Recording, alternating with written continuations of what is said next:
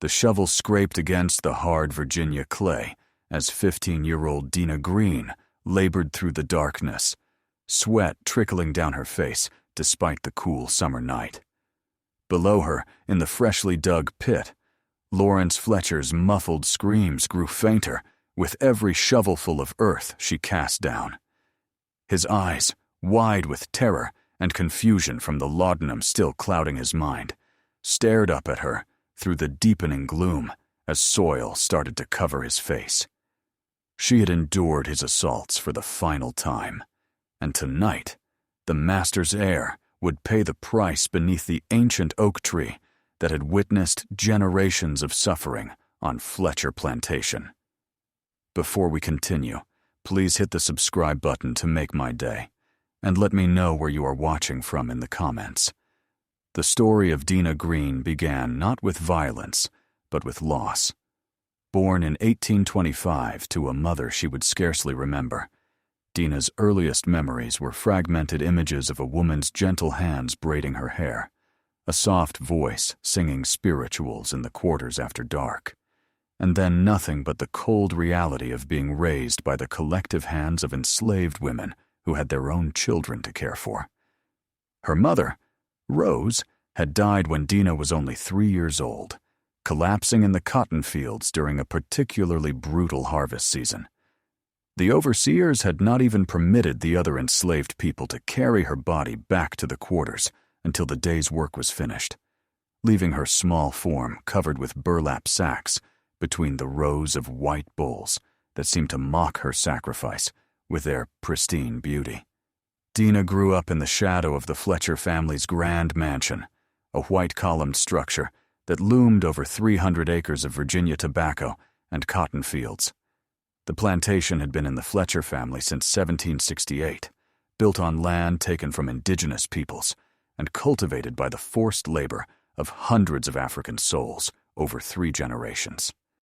By 1840, when Dinah's story reached its terrible climax, the plantation housed 47 enslaved people, each one a cog in the machine that generated wealth for the Fletcher family, while receiving nothing but suffering in return.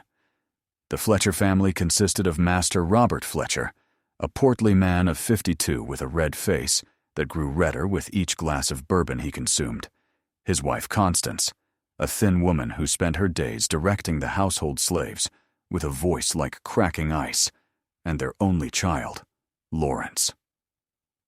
Lawrence Fletcher was 23 years old in 1840, a young man who had grown up believing that everything on the plantation, including the people, belonged to him to use as he pleased. He had his father's build, already tending to fat despite his youth, and his mother's cold eyes that seemed to look through enslaved people as if they were furniture or livestock. Dinah had worked in the fields until she turned 12, her small hands becoming calloused and scarred from picking tobacco leaves and cotton under the brutal Virginia sun. The overseers had watched her development with the calculating eyes of men who saw human beings as assets to be managed, knowing when her body began to change from child to woman. In 1837, when Dinah was 12 years old, Constance Fletcher had decided the girl was suitable for housework, pulling her from the fields to work in the main house alongside 6 other enslaved people who cooked, cleaned, and attended to the family's every need. Life in the main house was different from the fields in ways both better and worse. The work was less physically demanding, though no less exhausting, involving endless hours of cooking, cleaning, serving meals, and attending to the Fletcher family's comfort. Dinah learned to move silently through the grand rooms, to anticipate needs before they were spoken, to make herself invisible except when her service was required. She learned which floorboards creaked, which doors squeaked, and how to navigate the house in the dark during those nights when the family called for service at odd hours. But working in the main house also meant closer proximity to the Fletcher family, particularly to Lawrence, who had returned from 2 years at the College of William and Mary with what he considered refined manners, but what was really just a veneer of education over the same brutal entitlement he had always possessed. He had noticed Dinah almost immediately upon his return in 1838.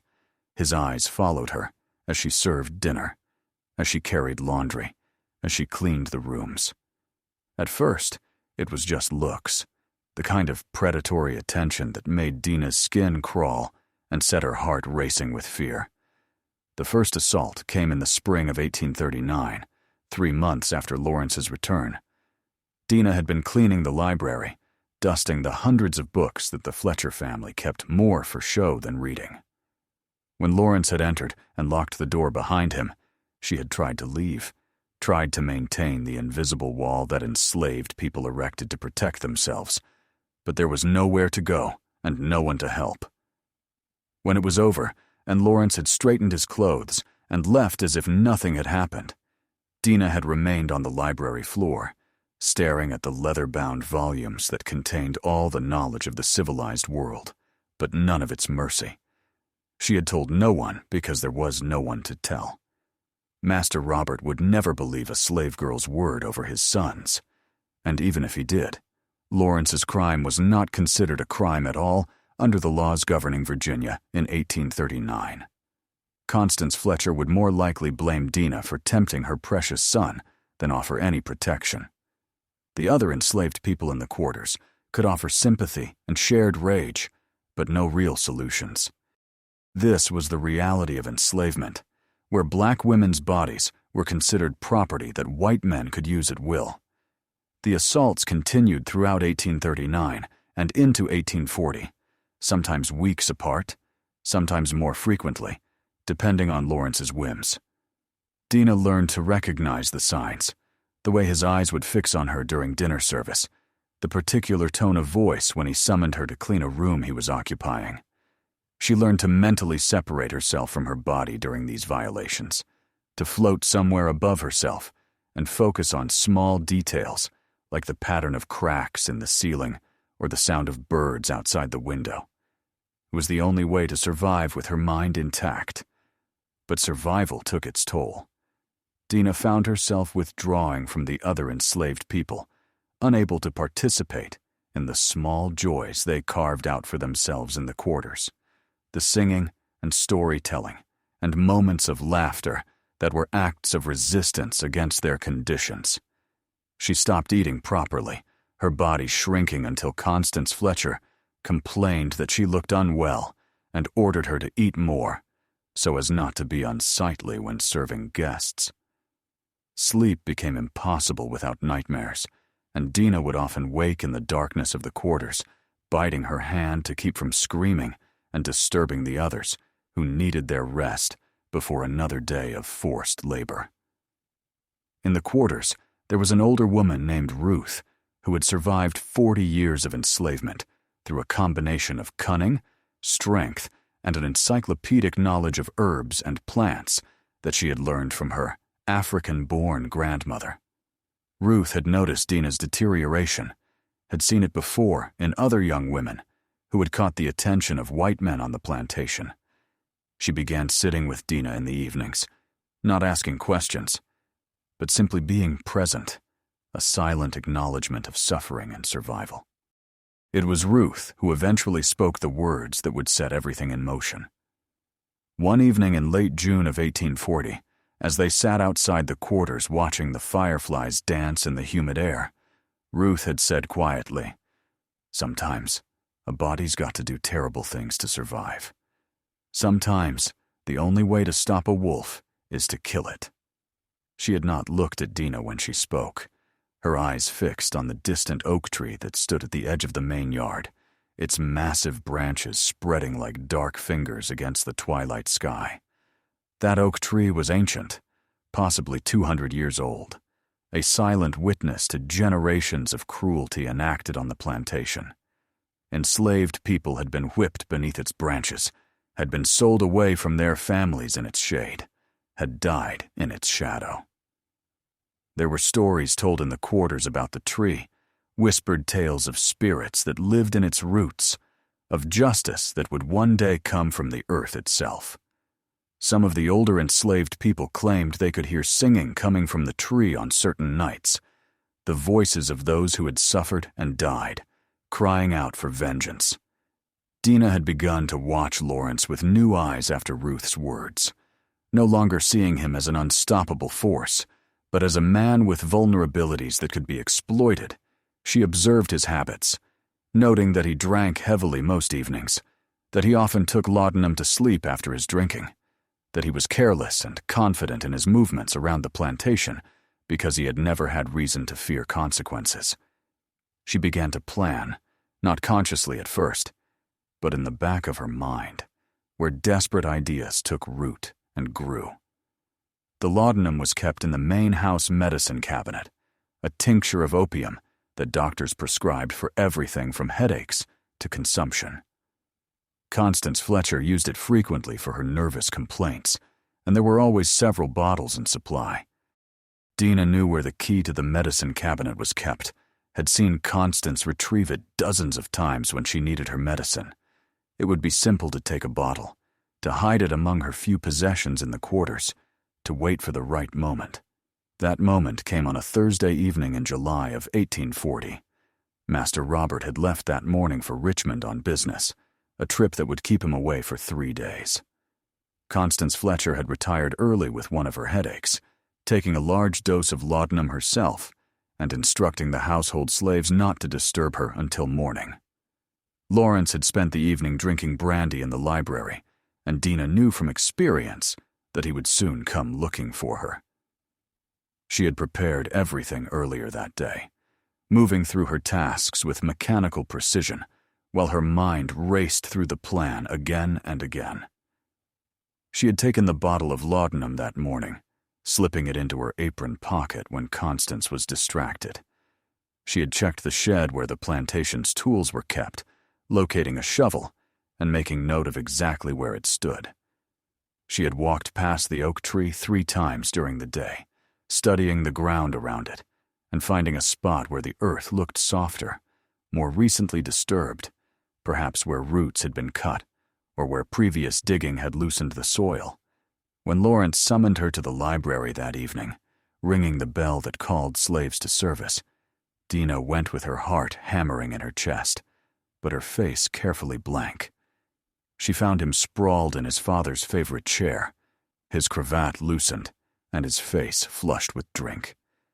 The familiar predatory look was in his eyes as he ordered her to bring him more brandy, and she knew what would follow. Dinah went to the sideboard, where the crystal decanters were kept, and poured brandy into Lawrence's glass, her hand steady despite the fear coursing through her body. This was the moment everything depended on, the moment that would either free her or damn her. She pulled the small bottle of laudanum from her pocket, unstopped it with hands that barely trembled, and poured a generous amount into the brandy. The laudanum mixed with the amber liquid, invisible to casual observation, a deadly promise dissolved in expensive spirits. She brought the glass to Lawrence, setting it on the table beside him, and stepping back to wait. He took a long drink without looking at her, his attention on a book of poetry he was pretending to read.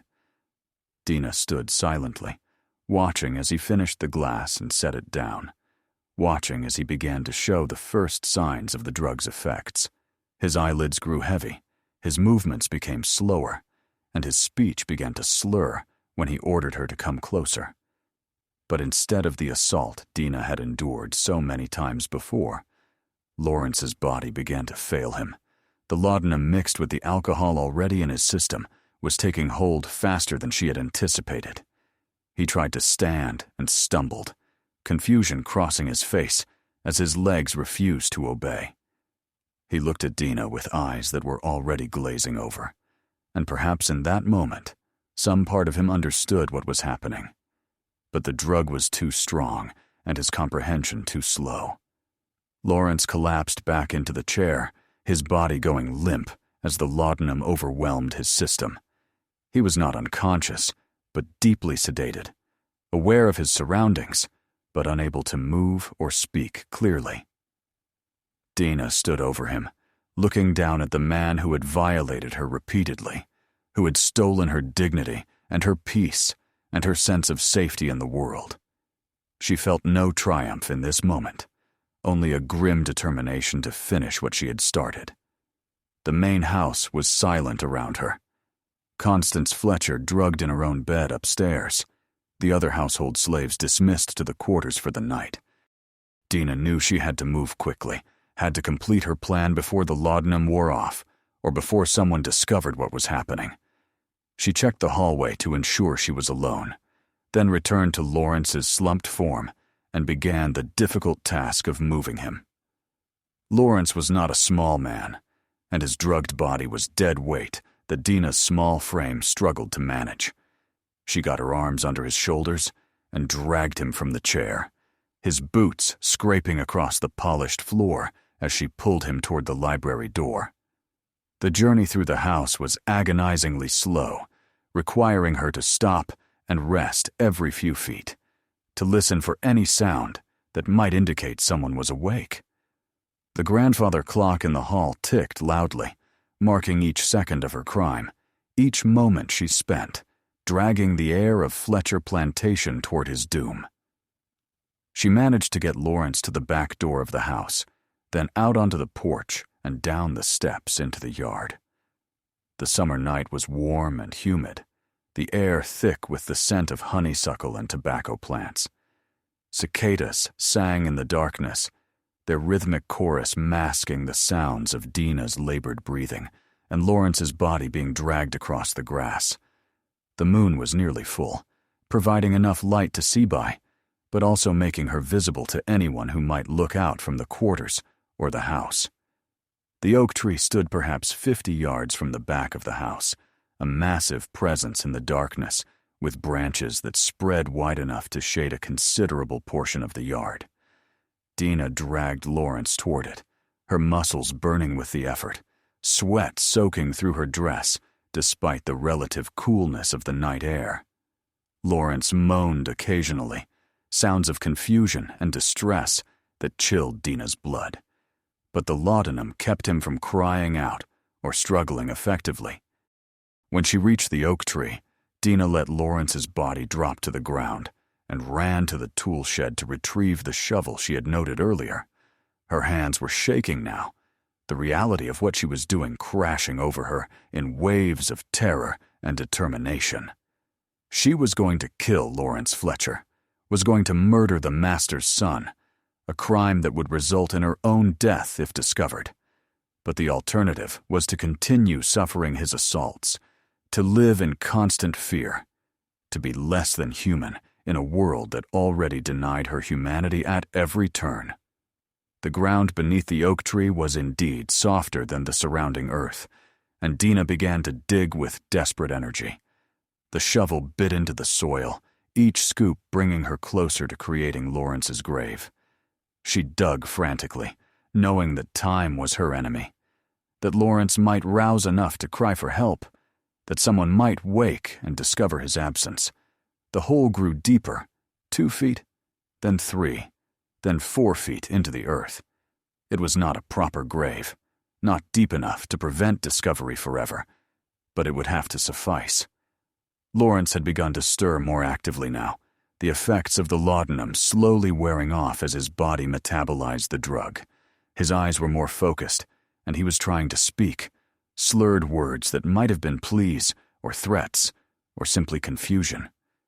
Dinah ignored him, continuing to dig until she had a pit approximately 6 feet long, 4 feet wide, and 5 feet deep. It was enough. It would have to be enough.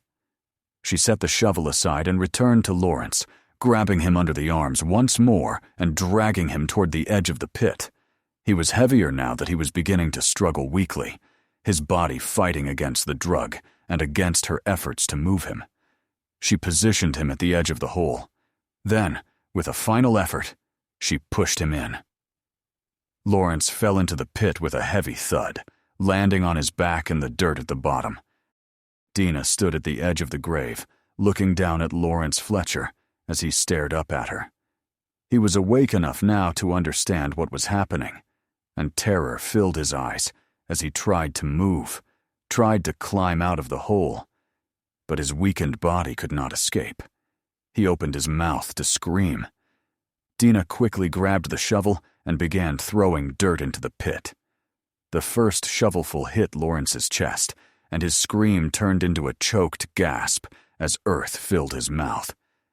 This was the moment that would haunt Dinah for the rest of her life. The moment when Lawrence Fletcher realized he was being buried alive and began to fight with the strength of pure panic. His hands clawed at the sides of the pit, trying to find purchase to pull himself up, but the earth was loose and gave way under his fingers. His muffled screams were terrible to hear, sounds of animal terror that cut through the night air. Dinah forced herself to continue shoveling, to keep throwing dirt into the hole, even as Lawrence thrashed and struggled beneath the growing layer of earth. The dirt began to cover Lawrence's body, first his legs and torso, then rising to his chest and neck. He was using all his remaining strength to keep his face clear, twisting his head back and forth to avoid the falling earth. But there was too much, and it kept coming. Dinah's arms ached with the effort of shoveling, her whole body trembling with exertion and horror at what she was doing. But she could not stop now. To stop would be to fail, to leave Lawrence alive, to let him tell what had happened, to ensure her own death or torture. Lawrence's screams grew weaker as dirt filled his mouth and nose, as the weight of the earth compressed his chest and made breathing impossible. His hands, which had been reaching desperately toward the surface, began to slow their movements, fingers curling and uncurling in the soil. Dinah could see his eyes through the thin layer of dirt that covered his face, wide and white with terror, staring up at her with an accusation that would follow her into eternity. She threw another shovelful of dirt, and then another, and then Lawrence's movement stopped. His hands went still, his body ceased its thrashing, and the terrible sounds that had been emerging from the pit fell silent. Dinah stood frozen for a moment, shovel in hand, staring at the partially filled grave. Lawrence Fletcher was dead, suffocated beneath the Virginia soil, buried alive under the ancient oak tree that had witnessed so much suffering. But there was no time to process what had happened, no time for the horror and guilt and relief to fully register. Dinah returned to shoveling with mechanical efficiency, filling in the rest of the hole until the ground was level again. She tamped down the earth with her feet and the back of the shovel, then scattered leaves and debris across the disturbed soil to disguise the fresh grave. In the darkness, it looked almost natural, just a slightly bare patch beneath the oak tree that might have been caused by the tree's dense shade preventing grass from growing. Dinah returned the shovel to the tool shed, wiping it clean of dirt with her apron and placing it exactly where she had found it. Then she went to the well and drew water, washing her hands and face and trying to clean the worst of the dirt from her dress. Her body was shaking uncontrollably now, the adrenaline that had sustained her through the murder beginning to fade and leave her weak and nauseated. She splashed cold water on her face again and again, as if she could wash away what she had done, along with the dirt and sweat. She returned to the main house through the back door, moving through the silent rooms like a ghost. The library still showed signs of the evening's events, the empty brandy glass on the table, the chair where Lawrence had sat before the laudanum took hold.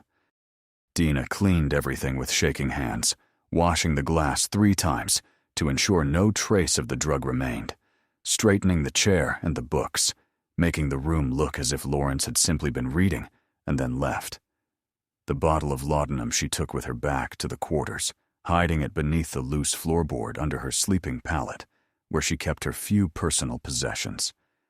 A broken comb that had been her mother's, a smooth stone from the river, a scrap of blue fabric she had found and treasured for its color.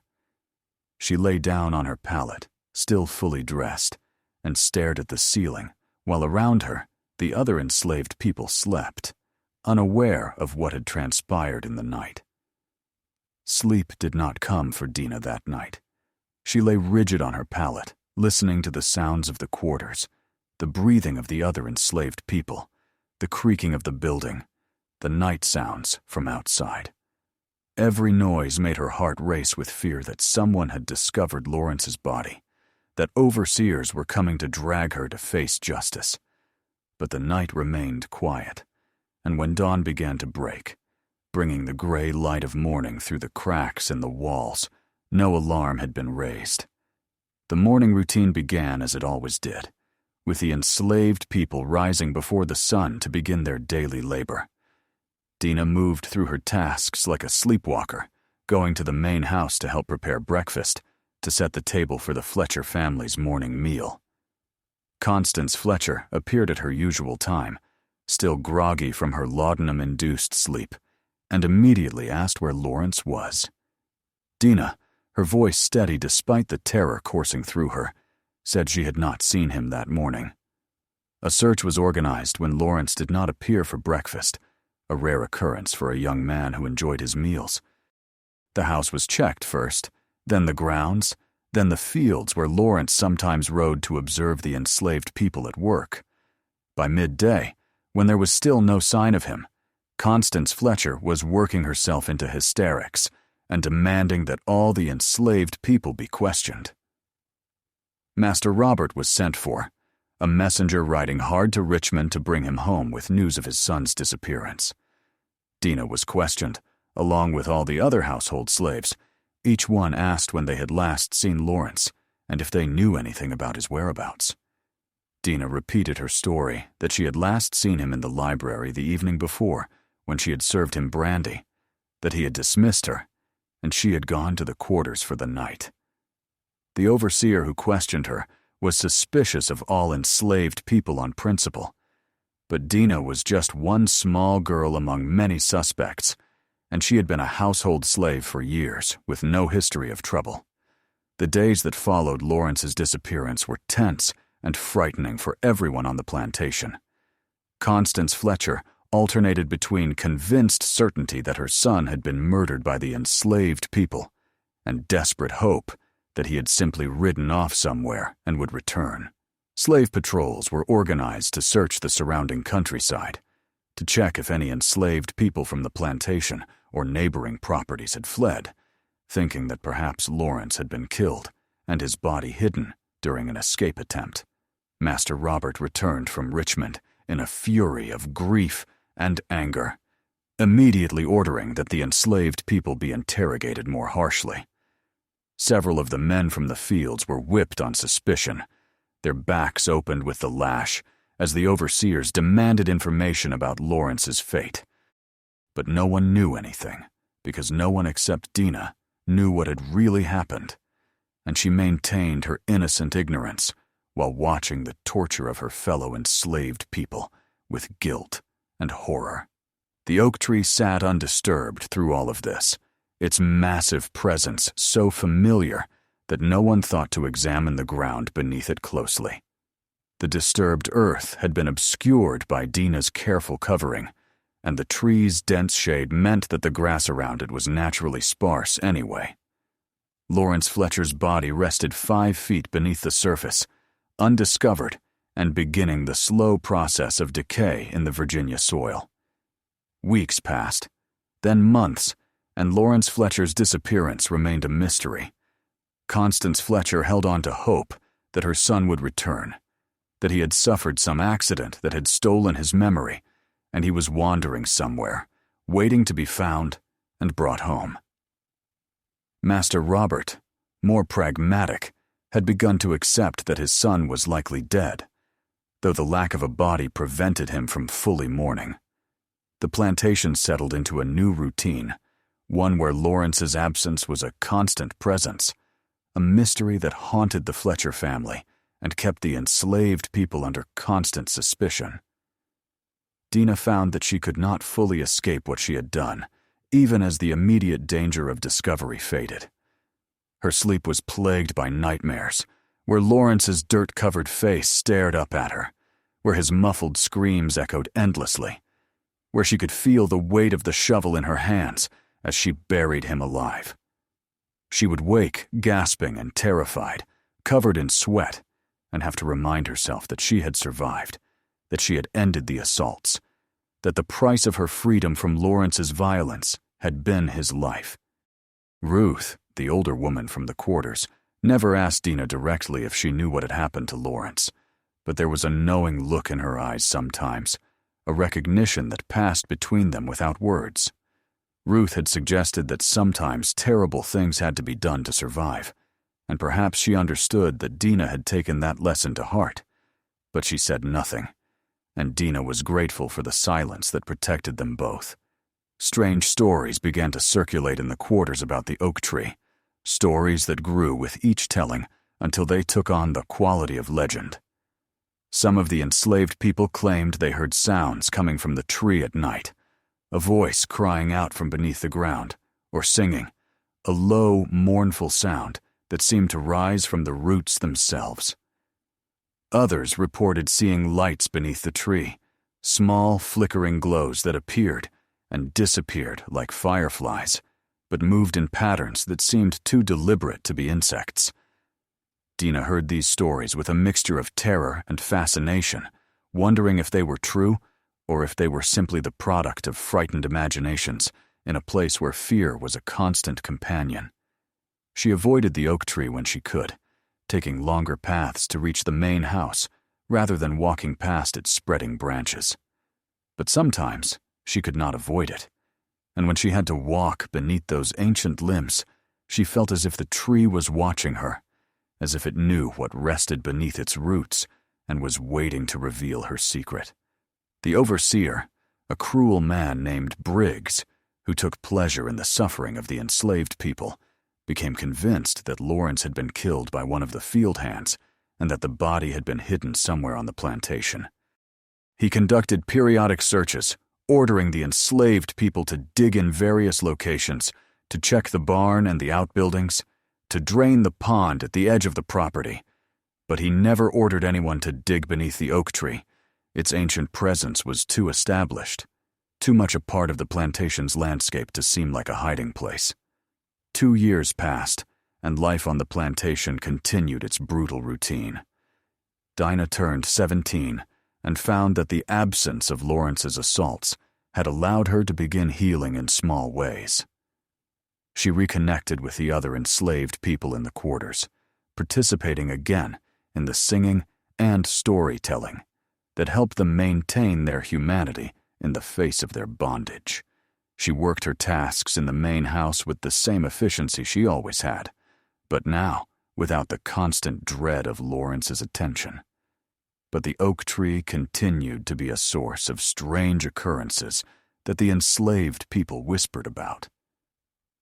A young field hand named Jacob swore he had seen Lawrence Fletcher's ghost walking toward the oak tree one evening at dusk, his form translucent and covered in dirt. An older woman named Patience claimed she had been walking past the tree at night and had heard a voice calling for help from underground, though when she stopped to listen more closely, there was only silence. Master Robert, his grief turning to obsession, brought in a man from Richmond who claimed to be able to communicate with the dead, hoping to discover what had happened to his son. The medium, a theatrical man named Aldridge, who charged an exorbitant fee for his services, conducted a séance in the main house, gathering the Fletcher family and several trusted neighbors to attempt contact with Lawrence's spirit.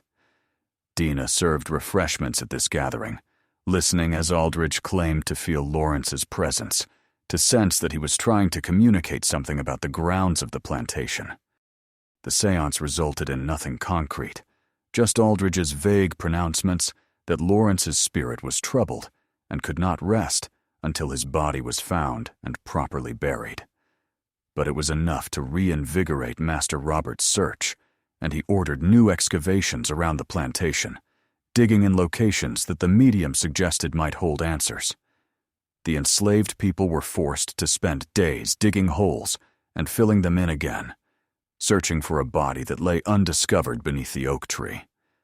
While they searched everywhere else, Dinah watched these searches with her heart in her throat, terrified that someone would eventually think to dig beneath the oak tree, but also darkly amused that they could walk past Lawrence's grave daily and never recognize it. The tree seemed to protect its secret, its massive roots and dense shade, making the ground beneath it seem like an unlikely place to hide anything.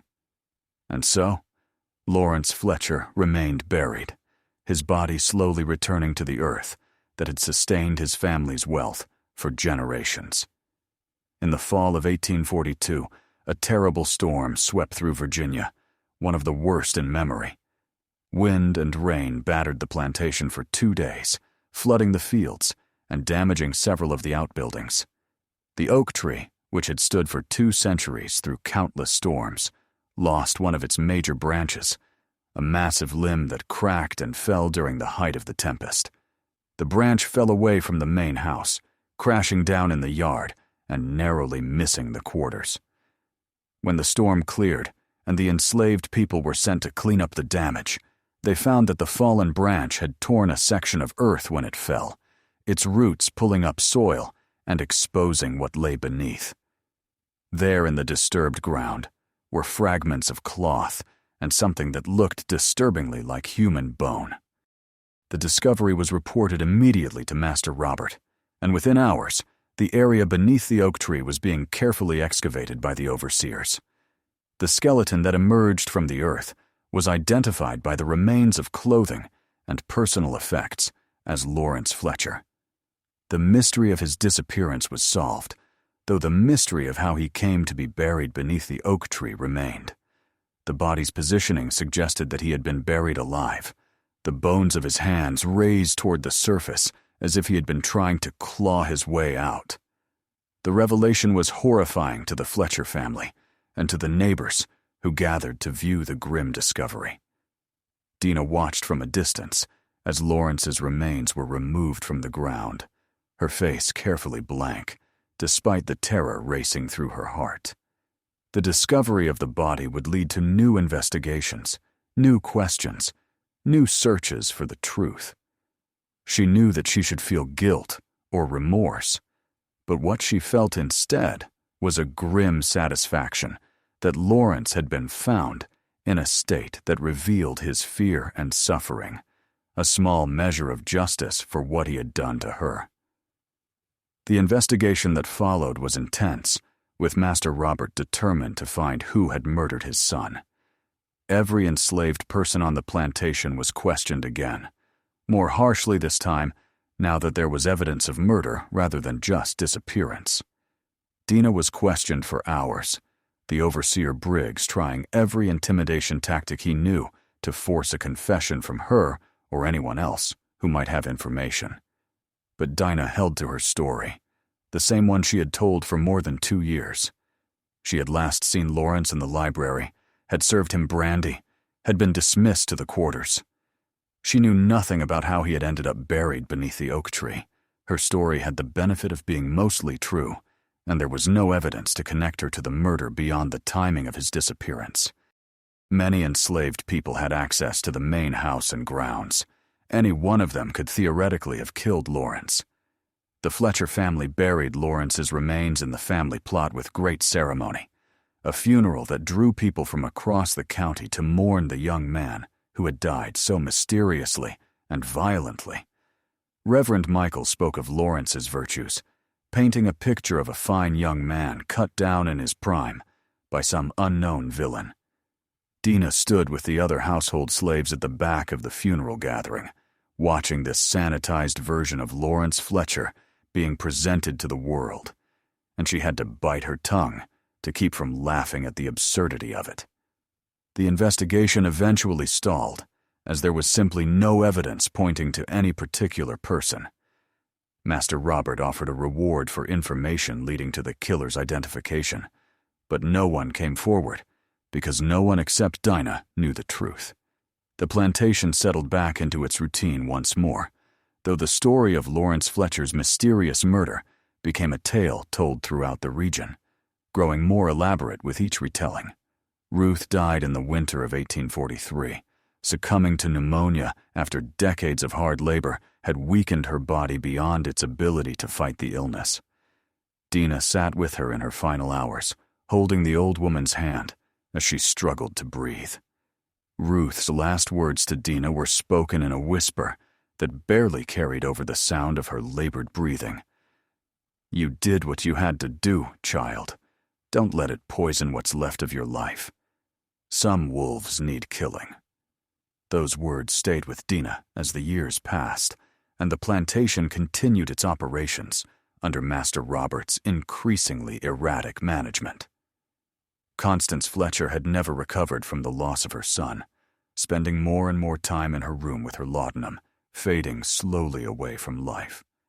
Master Robert drank more heavily, his face growing redder and his temper shorter, taking out his grief and rage on the enslaved people who worked his land. The oak tree remained standing, its missing branch leaving a scar on its trunk, but not diminishing its imposing presence. The stories about the tree continued and grew more elaborate, with people from neighboring plantations coming to see the infamous oak beneath which the Fletcher heir had been buried alive. Some claimed they could still hear sounds coming from the tree, singing or crying that seemed to emanate from deep within the earth. Dinah wondered sometimes if these sounds were real, if Lawrence's spirit truly was trapped beneath the tree, or if they were simply the product of guilty consciences and fearful imaginations. In 1847, when Dinah was 22 years old, Master Robert Fletcher died of a stroke. His body giving out after years of alcohol and grief had weakened it. Constance followed him within a month, her heart simply stopping one night as she slept in her laudanum haze. The plantation passed to a distant cousin, a man named William Fletcher from South Carolina, who had never met Lawrence and had no personal investment in solving the mystery of his death.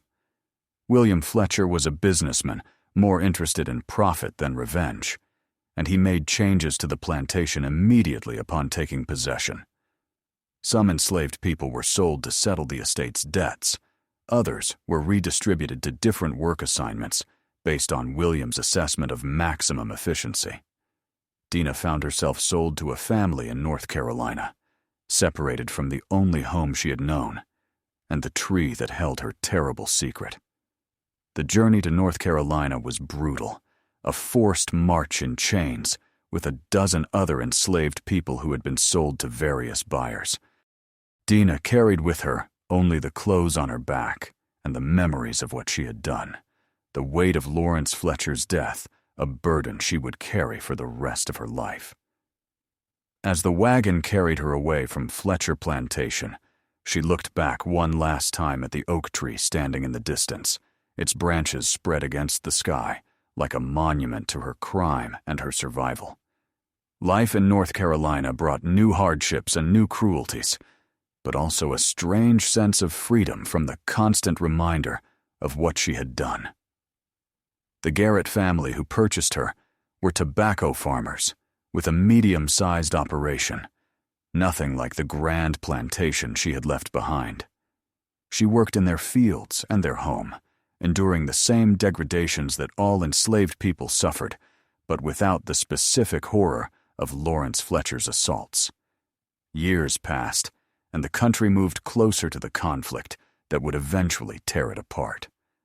Dinah heard whispers of abolition, of growing tensions between North and South, of the possibility that the institution of slavery might one day end. These whispers gave her something she had not had in years, a small flame of hope that perhaps she might live to see freedom, that the suffering she had endured and the terrible thing she had done might one day be understood in the context of a system so evil that it drove people to desperate acts.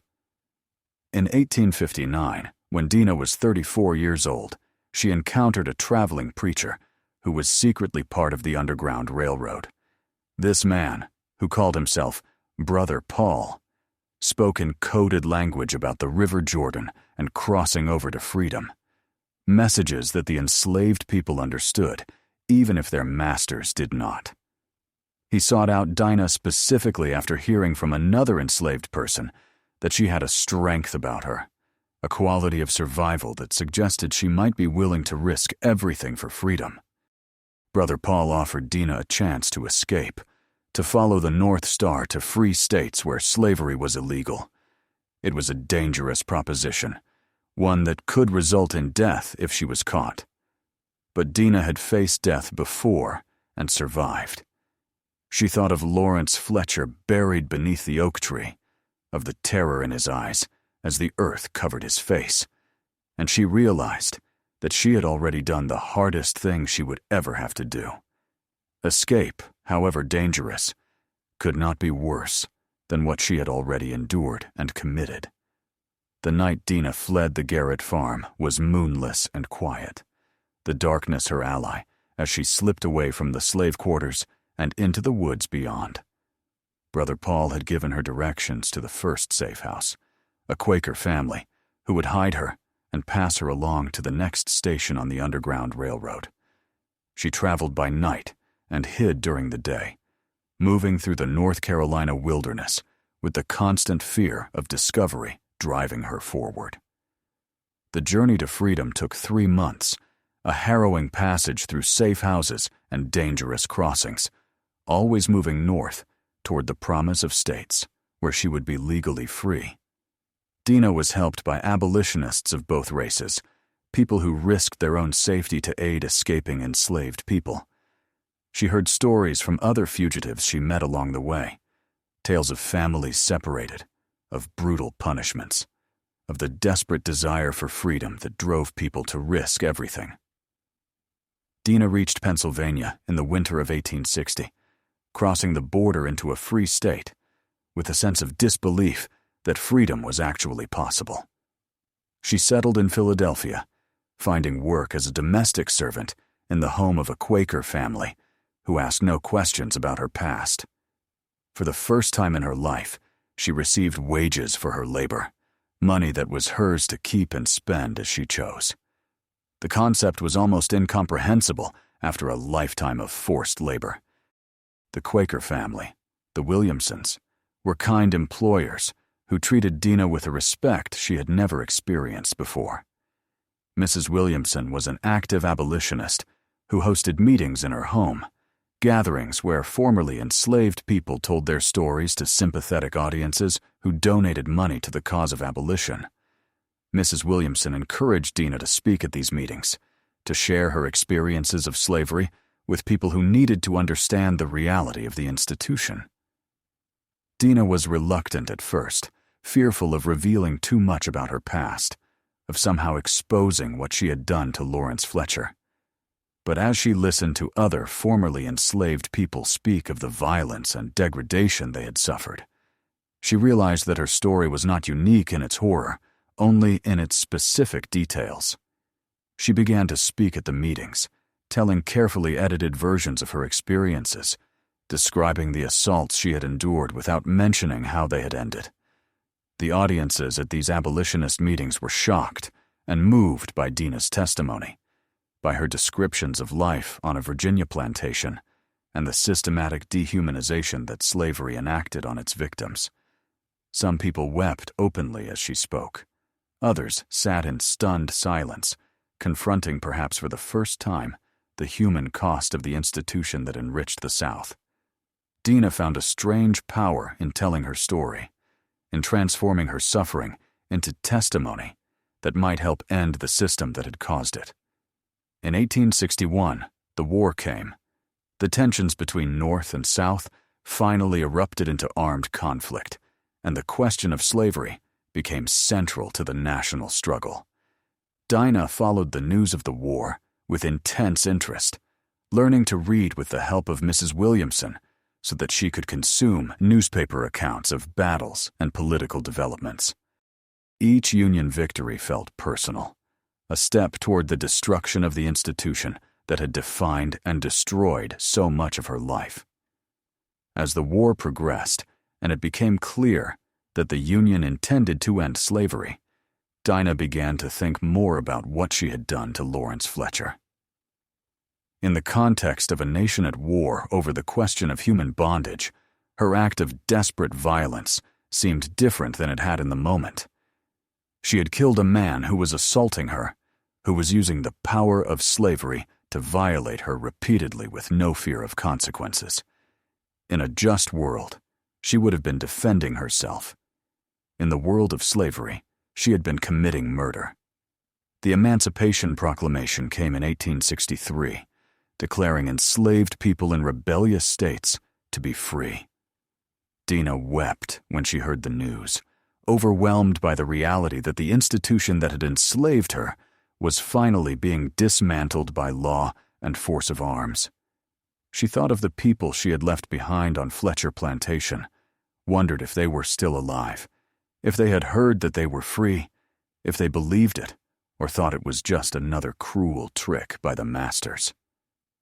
After the war ended in 1865, Dinah made a decision that surprised even herself.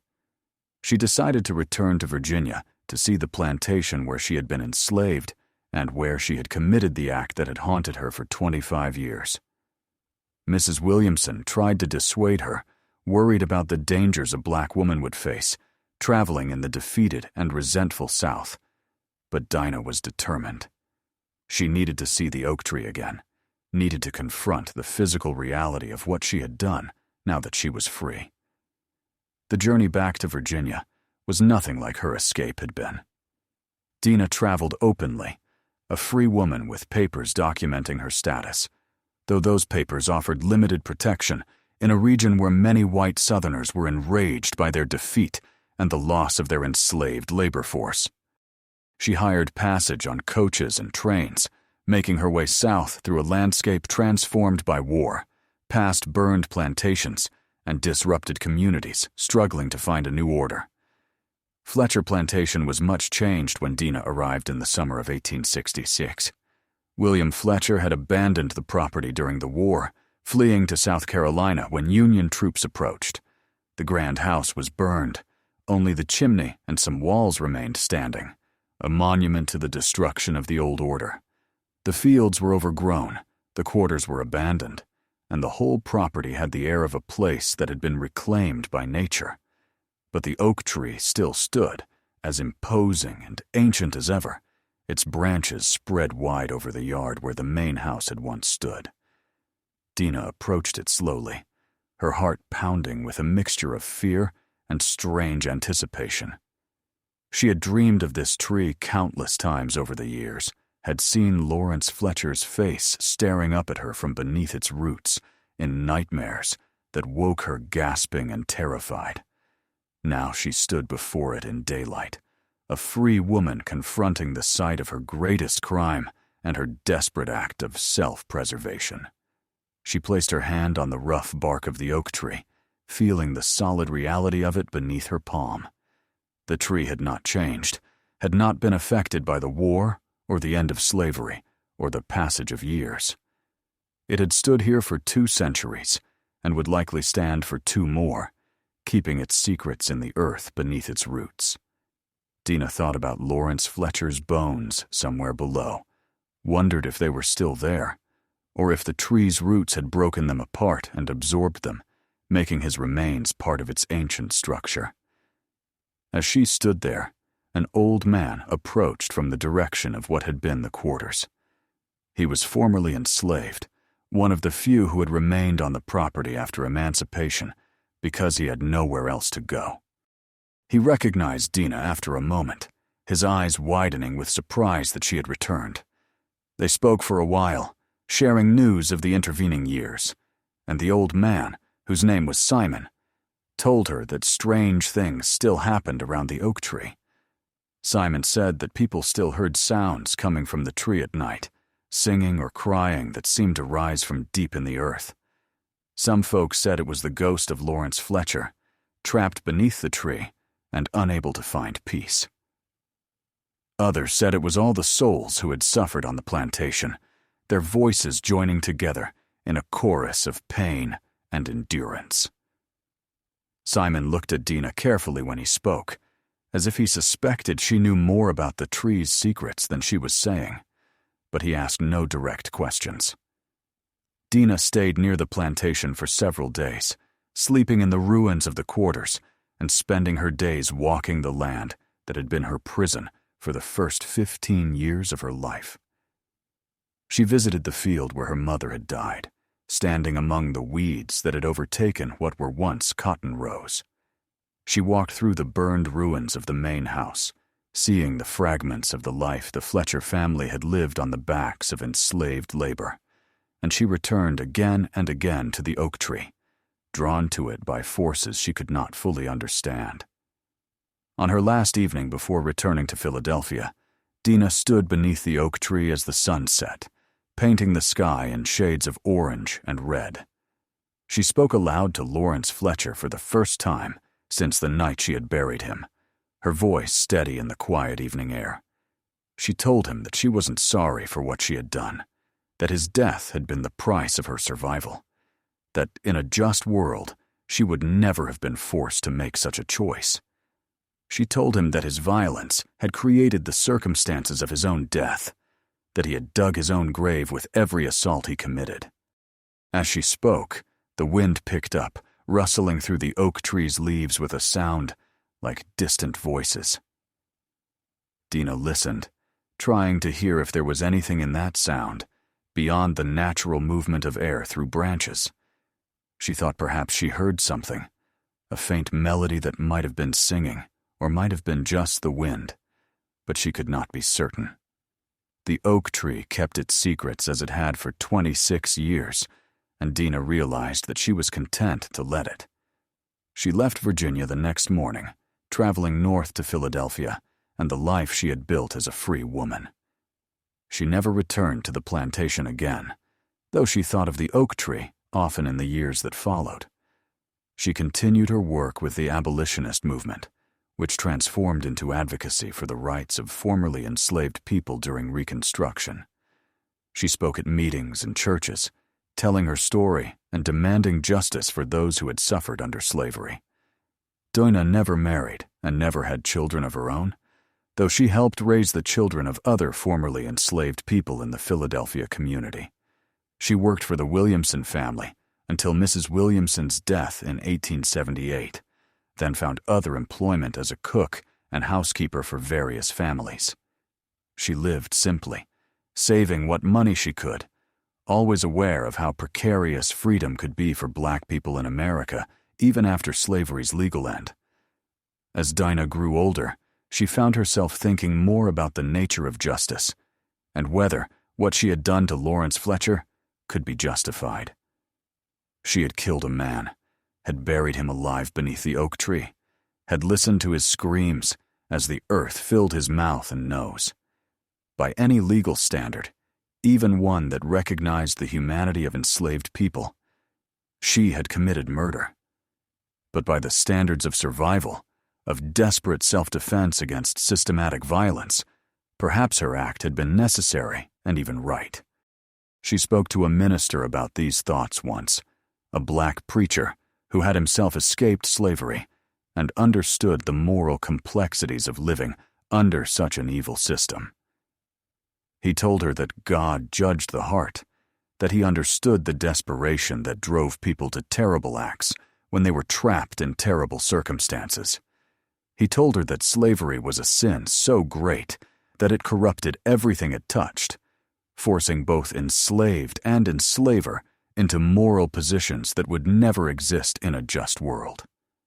His words brought Dinah some comfort, though they did not fully absolve the guilt she carried. In the 1880s, stories began to circulate from Virginia about the old Fletcher plantation and the haunted oak tree that stood on its grounds. The property had been subdivided and sold to various buyers after the war, but the section containing the oak tree remained undeveloped, considered cursed by locals who knew the stories. People reported seeing figures beneath the tree at night, hearing voices and screams coming from the ground, seeing lights that appeared and disappeared without source. Dinah heard these stories from travelers and from letters sent by people who knew of her connection to the plantation. Some sought her out specifically, having heard that she had been enslaved there and might know something about the mysteries surrounding the oak tree. She always denied knowledge of anything supernatural, saying only that the tree had stood on the plantation for as long as anyone could remember, and that enslaved people had told stories about it, as they told stories about many things, to make sense of their suffering. But privately, Dinah wondered if the stories were true, if Lawrence Fletcher's spirit truly was trapped beneath the oak tree, unable to find rest because of the violent nature of his death. She wondered if the singing people reported hearing was his voice crying out from the earth for release or vengeance, or perhaps the singing was the voices of all those who had suffered on the plantation, the generations of enslaved people whose pain had soaked into the soil and now expressed itself through the ancient tree that had witnessed it all. In 1892, when Dinah was 67 years old, she received word that the oak tree had been struck by lightning and split nearly in half. The strike had come during a violent thunderstorm, a bolt that had hit the tree with such force that it had split the trunk down to the roots, exposing the interior of the tree and the ground beneath it. Investigators examining the damage had found fragments of bone and rotted cloth deep in the exposed earth, evidence that confirmed what many had long suspected, that someone else was buried beneath the tree besides Lawrence Fletcher. This discovery led to new excavations around the oak tree, and workers found the remains of at least 3 other bodies buried in the area, all of them showing signs of violent death. These were likely enslaved people who had been murdered on the plantation and buried in unmarked graves. Their deaths were unrecorded and unmourned by the official history of the place. The discovery brought renewed attention to the plantation's brutal history and to the stories of hauntings that surrounded the oak tree. Dinah read about these discoveries in the newspapers, feeling a complex mix of emotions. The revelation of the other bodies meant that Lawrence Fletcher's grave was no longer unique, that he was buried among the victims of the plantation's violence, rather than being its only mysterious death. There was a certain justice in that. Lawrence Fletcher's bones, mingling with the remains of those his family had enslaved and murdered, all of them forgotten beneath the oak tree, until lightning had exposed their resting place. The newspapers speculated about who these other people were and how they had died, but there were no records to identify them or explain their presence beneath the tree. They became known simply as the lost souls of Fletcher Plantation, unidentified victims of slavery's violence who were finally acknowledged decades after their deaths. Some people called for the remains to be given proper burial, while others argued they should be left as they were found, a memorial to the horrors of slavery in the very earth that had witnessed it. Dinah never revealed what she knew about Lawrence Fletcher's death, never came forward to explain how at least one of those bodies had come to be beneath the oak tree. Her secret remained her own, carried through decades of freedom and advocacy, and life lived beyond the bounds of slavery. She had survived when survival seemed impossible, had taken desperate action to end her suffering, and had lived to see the institution that had enslaved her destroyed. That was enough. In her final years, Dinah lived in a small apartment in Philadelphia, supported by a small pension she received for her work with various charitable organizations. She spent her days reading, attending church services, and visiting with the community of formerly enslaved people who had built lives in the city. She was respected as an elder, someone who had survived slavery and who could speak to the younger generations about the realities of that experience. Dinah died in her sleep in 1898, at the age of 73. She was buried in a cemetery for black residents of Philadelphia, her grave marked with a simple stone that gave her name and dates, but said nothing of the extraordinary life she had lived or the terrible choice she had been forced to make. Her funeral was attended by dozens of people from the community, people who knew her as a survivor, an advocate, and a link to a past that must be remembered even as they worked to build a better future. The oak tree on the old Fletcher plantation eventually died, the lightning strike having damaged it too severely to recover. It stood for a few more years as a dead monument, its bare branches reaching toward the sky like skeletal fingers, before finally falling in a storm in 1903. The property owners cut up what remained and cleared the land, ending the physical presence of the tree that had stood for over 2 centuries and held so many secrets in its roots. But the stories about the oak tree persisted and grew, becoming part of the local folklore of that part of Virginia. People told of the singing tree, of the voices that rose from the earth where it had stood, of the souls trapped beneath its roots, seeking justice or peace. Some versions of the story focused on Lawrence Fletcher, the young master mysteriously killed and buried beneath the tree. Other versions spoke of the unnamed enslaved people whose remains had been found there, victims of a system that treated them as less than human. Few versions of the story mentioned Dinah by name, and none knew the truth of what she had done that night in July of 1840. Her act of desperate self-defense remained hidden, known only to her, and perhaps suspected by a few who had known her on the plantation. In the grand narrative of Fletcher Plantation's history, Dinah was just another enslaved girl, one of dozens who had worked there, and whose individual stories were lost to time and lack of documentation. But in the smaller circles of formerly enslaved people and their descendants, whispered stories passed down through generations. There was sometimes mentioned a girl who had fought back, who had ended the assault of a master's son through courage and terrible necessity. These stories never gave names or specific details, but they carried a message that resonated through the generations, that enslaved people had not been passive victims, that they had resisted in whatever ways they could, that survival sometimes required acts of violence that could not be judged by normal moral standards. The land where Fletcher Plantation once stood is now subdivided into small farms and residential properties, with nothing remaining of the grand house or the quarters or the fields that once produced tobacco and cotton through enslaved labor. The spot where the oak tree stood is marked only by a depression in the earth, a shallow bowl where the tree's massive root system once spread. Local historians have placed a marker there, noting that human remains were found at this location and that the site serves as a reminder of slavery's violence and the people who suffered under it. Sometimes people visit the site, drawn by the stories of the haunted oak tree and the mysteries of Fletcher Plantation.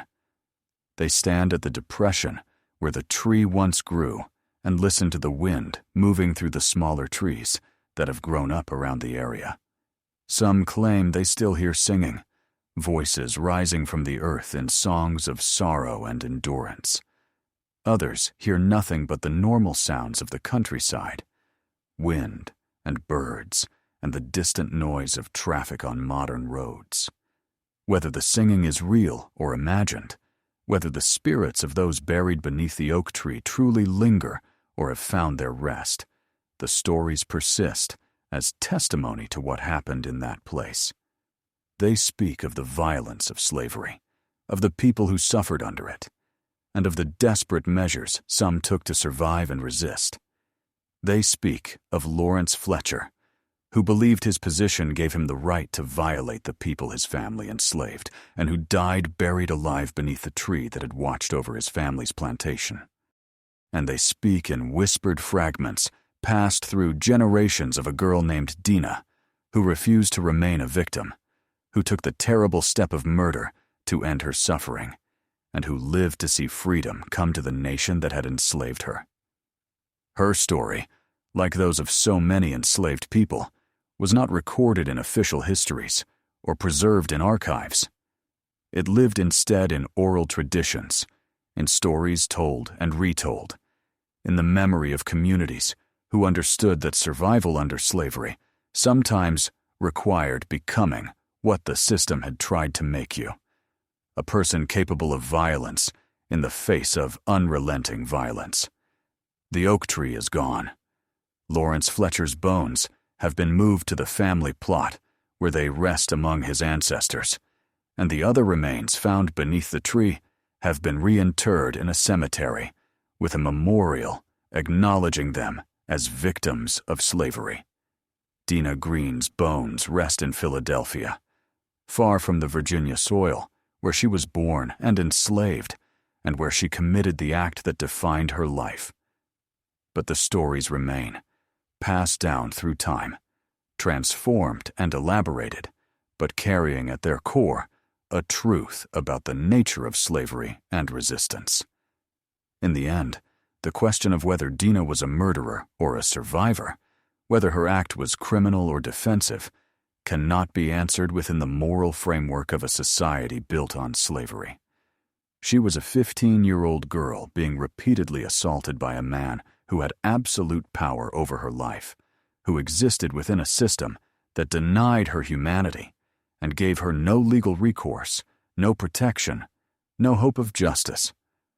What she did to Lawrence Fletcher was both murder and self-defense, both a crime and an act of desperate resistance, both terrible and necessary.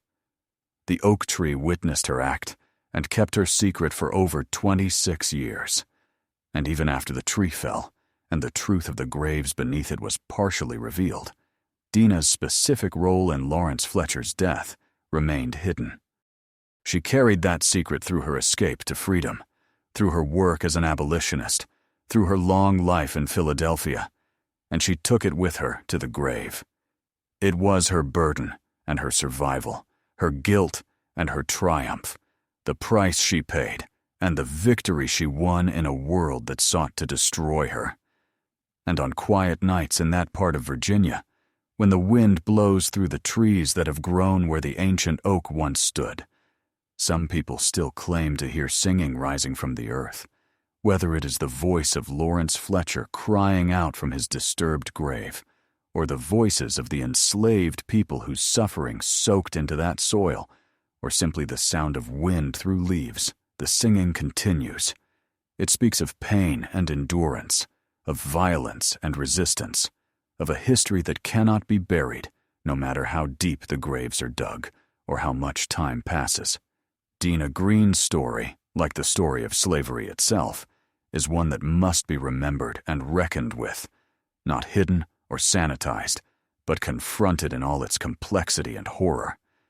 She was a victim and a killer, a survivor and a murderer, a girl destroyed by slavery, and a woman who fought back in the only way she could. Her act beneath the oak tree was both an individual tragedy and a small rebellion against a system of oppression that ground human beings into dust. The oak tree is gone, but its legacy remains a reminder that history is written not just in official records and grand narratives, but in the stories of individuals who made impossible choices in impossible situations. Dinah Green made her choice on a summer night in 1840, and she lived with the consequences for the rest of her life. Her story, told here in full for the first time, stands as testimony to what slavery was and what it drove people to do, and to the truth that sometimes survival requires becoming what we fear, and that the line between justice and vengeance is drawn by those who hold the power to define it.